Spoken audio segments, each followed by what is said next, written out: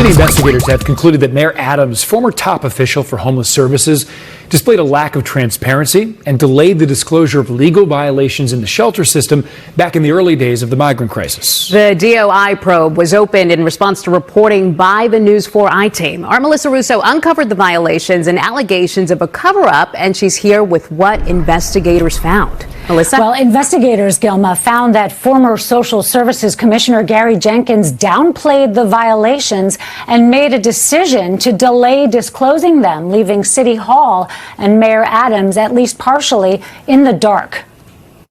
It was July of 2022. News of the migrant influx into city shelters was just breaking. In our very first interviews with migrants, family after family described sleeping for days on benches and floors without enough food here at the city's homeless intake office known as the Path. The people said that there was no space. There was a lot of people on the floor.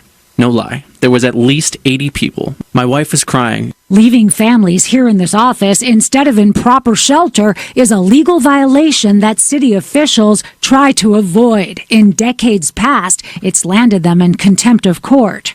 But while then Social Services Commissioner Gary Jenkins knew about the situation, a new report by the city's Department of Investigation found Jenkins, at a minimum, appeared to minimize, if not misrepresent, the circumstances. The report says he made a decision to delay disclosing those circumstances to the Legal Aid Society and sent only partial information up the chain of command to City Hall in a vague text message. In our view, the explanation given for the delay was not sufficient. As a result, the DOI report says City Hall did not have a complete understanding of what was occurring until public reports aired on News 4. The I-Team report shined a light on what some migrant families are encountering, leaving Deputy Mayor 𝗠𝗘𝗟𝗟𝗢𝗪 frustrated that City Hall was ill-prepared to respond, according to the report. We violated the letter of the law, but the spirit of the law, we got people housing. The DOI opened this investigation several weeks later after we broke another story.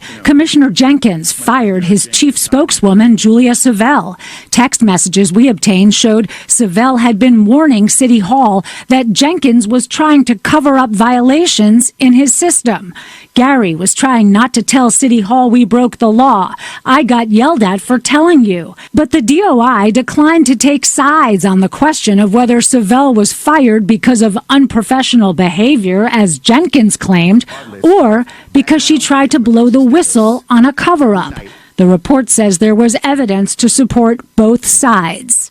We were ultimately not able to make that determination. Obviously, her claims did bring certain issues to light. In response to the DOI report, Jenkins issued a statement saying he had been cleared of any wrongdoing and that he communicated transparently to City Hall. But Commissioner Jocelyn Straubber disputed this characterization. Was he cleared of any wrongdoing? You know, what we do is find facts, and the facts that we found were that he was not fully transparent. So to the extent that his statement suggested that we found him to be fully transparent, that's not accurate. Jenkins left city government almost a year ago, and 𝗙𝗪𝗟 is ineligible for whistleblower protection, according to the DOI, because they say she reported her complaints to City Hall informally instead of formally to them. The report also concluded that the violations at the time, though a small number, were underreported, and they recommended changes to the city's record-keeping processes in the shelter system. 𝗙𝗪𝗪. Melissa, thank you.